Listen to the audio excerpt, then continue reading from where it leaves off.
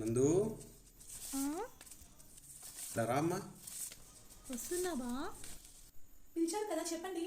నా బట్టలు అన్నీ మడతేసి నీట్గా కబోర్డ్లో సర్దంటే నీకు 500 ఇస్తా, ఓకేనా? నిజంగా ఇస్తారా? నిజంగా ఇస్తా. అది ఒక్క నిమిషం. సర్దేశానండి. సర్దేసావా? రైట్. హ్యాపీయా? చాలా.